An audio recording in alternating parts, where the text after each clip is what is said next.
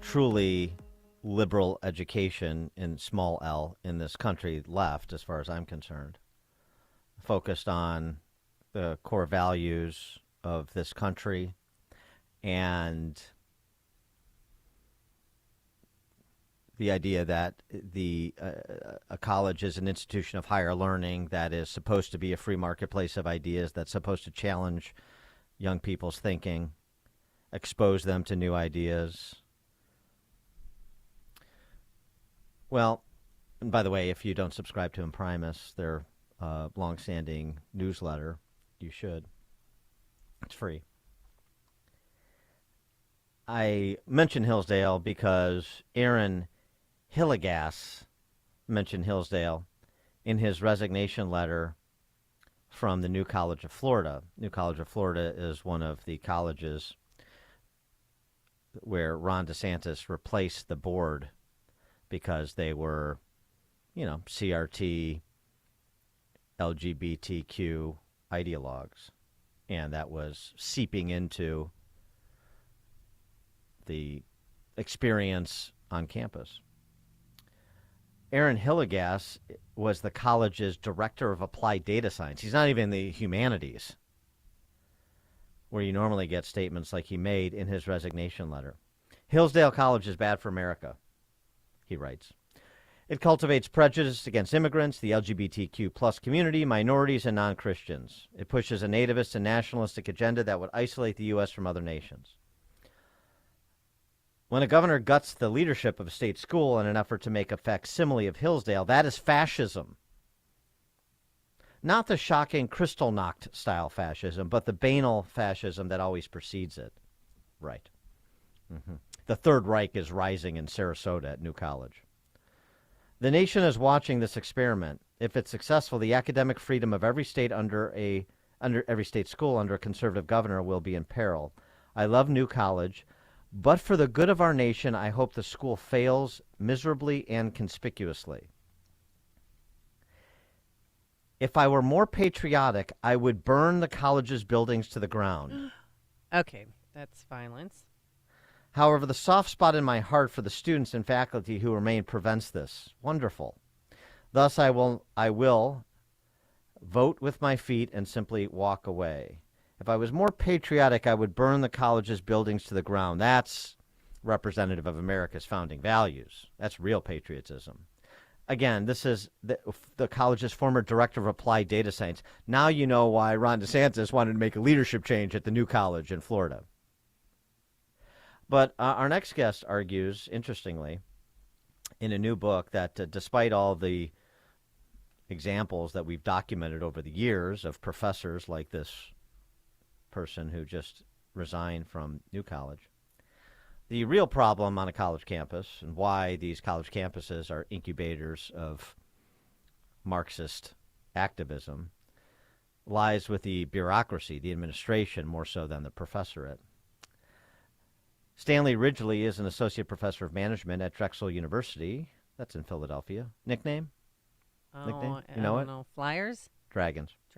Flyers. It's a hockey team. I know. It's a stretch. He's also the author of the new book, Brutal Minds, The Dark World of Left-Wing Brainwashing in Our Universities. Stanley Ridgley, thanks so much for joining us. Appreciate it. Hey, Dan and Amy. It's good to be here, talking to you from beautiful Philadelphia, home of high taxes, high crime, and 24% poverty rate, but still hanging in there. Yeah. Well, we know what you're going through. Hat tip to Larry Krasner out there. He's doing a bang-up job. Well, yeah, another Soros-backed DA, Larry Krasner, refuses to prosecute crime, but I support our police officers 100%. When I see a police officer, I thank him for everything he does to keep us safe on the streets. Mm-hmm. Yeah, they're great people. And how is it you're employed at Drexel University with that kind of thinking? Well, it's academic freedom still is a thing on college campuses. Even Drexel University, it's a fine STEM school, science, technology, engineering, and math. We're a really fine institution with that, and also in our business school where I teach. I perhaps the reality hasn't caught up with me yet. We'll see. Well, give us a development of your thesis. I mentioned it. I read a couple of interesting reviews of your new book, Brutal Minds, and so I was intrigued to talk to you. Yeah. We've talked a lot about the administrators too. I mean, we certainly haven't left them out of the conversation, but you argue they're really central to the conversation about what's happened to higher education. Yeah, well, they are central. It's the bureaucracy. It's called most most campuses are divided. Administrations are divided into academic affairs and student affairs, and the focus has been on academic affairs. And I think that the professoriate, my distinguished colleagues, and I act as a kind of a barrier to protect the real brainwashers or real thought reformers who are in the bureaucracy in student affairs and who have access to students 24/7.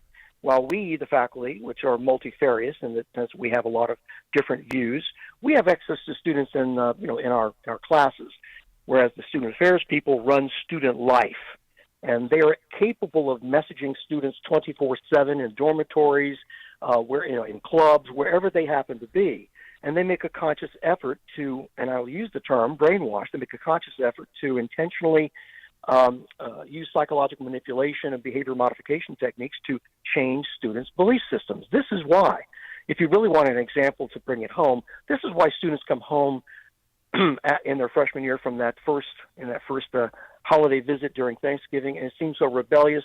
They seem so angry. They seem as if they have been betrayed. This is because of what they're imbibing deeply in the colleges, and I'm referring to what colleges call the co-curriculum. It's not professors.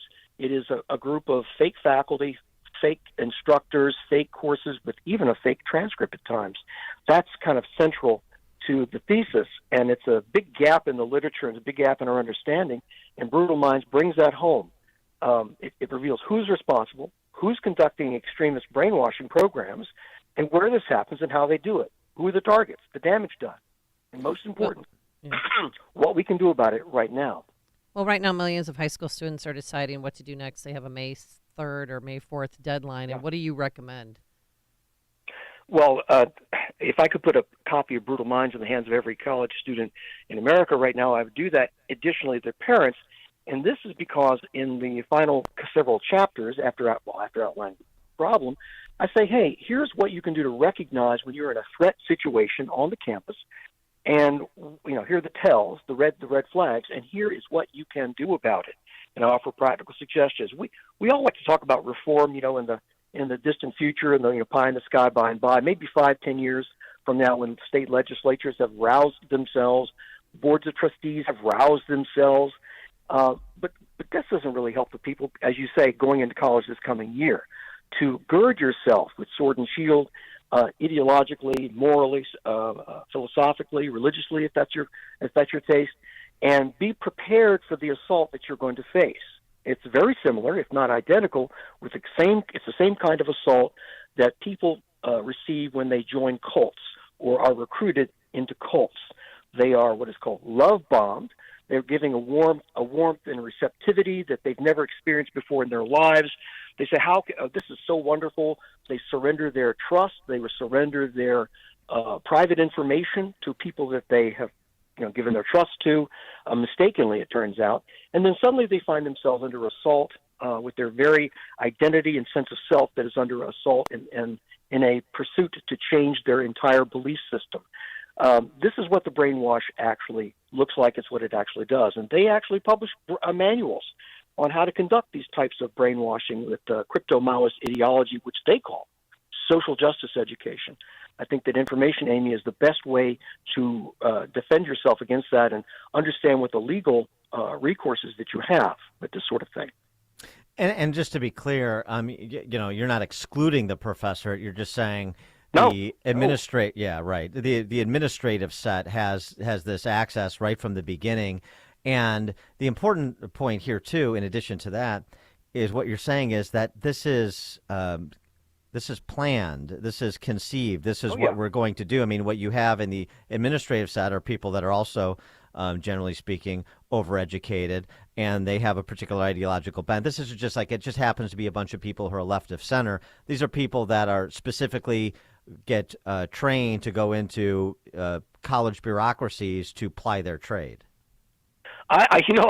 Dan, I couldn't have put it better myself. You were exactly right in the sense that you look at academic affairs, and we are a multifarious, multi-topic group of people who are simply, teaching, trying to do our best with research. Sure, there are gadflies out there. The ratio of liberal to conservative is 6-1, and that's according to Stan Abrams in his research, 6-1 liberal to conservative. In the student affairs bureaucracy, it's 12-1. And this is a contrived, intentional result or outcome, because most of these people are lockstep ideologues trained in schools of education and advanced degree programs, and I'll name them: student affairs, educational leadership, higher education administration. These people are recruited and they are turned out to fill specifically jobs created just for them on the college campuses. And these people, once they're there, they really want to be faculty. They really want to work with students. Student development is one of their cliches. Student growth, learning about race is another one. They conduct, as I said, a co-curriculum, a fake curriculum with fake faculty, and even they offer fake transcripts. These aren't even real classes, and they offer.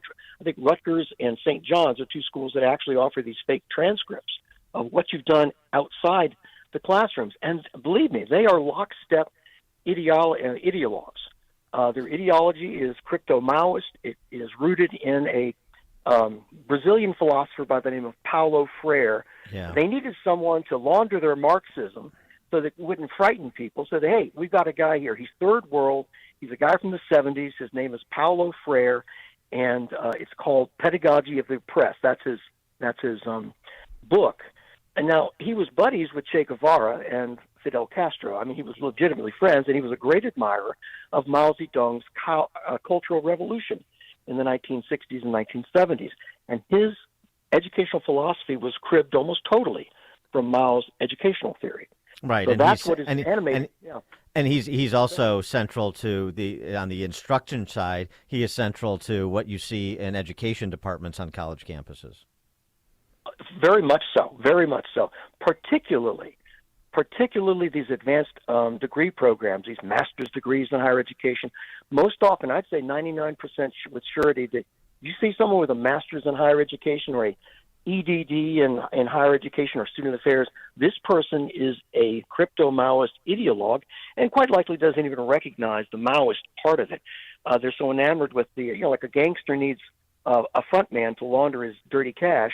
These folks needed a launderer, a front man to launder their dirty theory. I like that. I like the idea of laundering Marxism. Yeah, that's a perfect way to put it. So what you're talking about, I think what you're talking about, we've recently had a nice illustration of it, and it was what happened at Stanford Law when that appellate judge was shouted down by the students, and then the administrator, the assistant director of DI, Diversity, Inclusion, Equity, DI, stepped in, and she was like. It was really interesting, the dynamic between the students and her, because she was like their den mother. She, I've come to know and love all of you and all this, and that's what you're talking about. She literally is like the gatekeeper to the students, and then they're rowdy and they're screaming and whatever, and then he tries to say anything, let her talk, and she calms them because they're safe in her gentle embrace. But that was such an illustration of what you're talking about with administrative power. The administrators, they in their literature, and they say this to each other, they conceive of themselves, quote, as student advocates for student activism. They engage in activism with the students. They encourage it. And so you find this kind of bizarre behavior. They don't even realize it's bizarre, that they are taking or siding with the students rather than acting as, loco in parentis, that maybe you shouldn't be doing this to our guest speaker. And instead, they side with the students like they're almost like arrested development, that they're still college students. And I will note that the Tyrion Steinbach person who did this, additionally with the incident, the shouting down or the assault on Riley Gaines at San Francisco State University, the administrator who had issued a tepid response, she was part of this whole student affairs apparat. Just as the Steinbach, DEI administrator, they're all educated in the same places with the same critical ideology, critical racialist ideology, the crypto-Maoist Paulo Freirean a doctrine. But So they're all of a piece. Yeah. But the problem is, where does the pushback come from? It's not going to come from the professor, or I don't know that there's many good examples where it does. It's not. It rarely do you have a university president that's courageous enough to stand up to what has metastasized, underneath them, Right. because most of them are also sort of the same disposition. Maybe they won't take it that far. Maybe some of what happens makes them uncomfortable, but they're not willing to sacrifice themselves to the mob, and so that goes on, uninterrupted. Well, right. The presidents of the universities seem to be interested mostly in coming up with new ways to abdicate their own responsibility for what goes on their watch. And no, you'll find very few university presidents willing to stand up and do what's right and to stand for the university in its traditional Enlightenment role, as you mentioned earlier in your intro, of crucibles of knowledge, the best that has been thought and said, passing that on to the subsequent generations to then build on that. No, that's not what they do. They're viewing this as, we don't want bad publicity. We want fundraising to maintain at a high level. We want high enrollment, and we're going to do what it takes to keep ourselves out of the press. That's usually what they're all about. Now, the professoriate you mentioned as being perhaps we're the last bastion against the tide that has been turning on higher education. And most faculty, I would say, aren't even aware that this is going on, because most faculty, I said most of us, are interested in teaching and doing research and doing service. And these types of, we tend to think of the bureaucracy the same way you do, in the sense that the bureaucracy is just people who pass paper back and forth. Nowadays, they just send emails back and forth to each other, and they continue to grow, and their power increases. But academic freedom is indeed under threat. I mean, yeah. I can't believe the professors don't know what's going on. I mean, so they look at what happened in Stanford. It's so many other high-profile examples going back years. Brett Weinstein at Evergreen State. I mean, we can name 100 of them. And they just continue to delude themselves and say, oh, these are just isolated incidents. These are just isolated incidents. I mean, seriously, they don't know what's happening? When we say professors, we tend to think of the nutty professor in English or in sociology with a beret, and he's out on the barricades. But most professors, are in math or in engineering. Most people in engineering have no idea what's going on with regard to it. They see a headline, but really the type of thing that you're talking about and the type of thing I'm talking about, we actually live and breathe this stuff. And these other folks read these headlines and they go, oh, it's an isolated incident at San Francisco State. There's another one over there. These and professors, the activist professors, are very much involved in this sort of thing. I didn't mean to give us all a pass on this. Okay? Yeah. No, I get it. There are gadfly professors out there. They're terrible people in the sense that they say terrible things. Brittany Cooper at Rutgers, Johnny E. Williams at Trinity, Lisa Spanierman at Arizona, Ricky Lee Williams at New Mexico, Zeus Leonardo at UCLA. I wanted to let you know that I know these people, Daryl Wing Sue at Columbia Teachers College, and there's a whole phalanx of others. These people are leading the charge with respect to this social justice education. But I will say that they don't know how to brainwash. They kind of do it intuitively, I think. But most of the brainwashing, and I say this, I mean thought reform. Let me tell you exactly what I mean by it. I mean the psychological manipulation of people using behavior modification techniques to change your entire belief system. There is an intensive program on virtually all college campuses, to greater or lesser extent, except for the aforementioned Hillsdale or perhaps Grove City and other good Jesuit schools, that are trying to change the belief system of students. And they're doing this methodically. They're doing it according to a plan that they share with themselves, a three-stage plan, a three-stage of brainwashing that involves unfreezing, changing the belief system, then refreezing it. This comes right out of Kurt Lewin's social psychology from the 1940s. They have brainwashing manuals. They don't call them this, of course. They call them, here's one, they call it Teaching for Diversity and Social Justice, in which they tell you, how can you break down the belief system of your students? How can you dislodge this belief system by attacking their sense of self and identity? And then here's how you can replace that belief system with one that is based in Freudian critical consciousness. I think the popular term is woke, but it comes from critical consciousness. And this means you've moved the student from false consciousness, the traditional conservative perhaps, the more morality, the idea of knowledge, of being universal, to more of a Freudian critical consciousness of a binary view of society, of oppressors and oppressed and exploiters and exploited. And then they cement this new belief system by giving the student lots of activities to do, and they call this doing the work. So when you hear this term, doing the work of anti-racism, these are people who are having their new belief system reinforced. Really good stuff. Stanley Ridgley is an associate professor of management at Drexel University. The book, pick it up, particularly if you have a kid about to go to college. Brutal Minds, The Dark World of Left-Wing Brainwashing at Our Universities. Stanley Ridgley, thanks so much for joining us, and good luck with the book. Thanks a lot, Dan. I appreciate it. Hey, keep up the search for the good, the true, and the beautiful. All right. Thank you so much. And he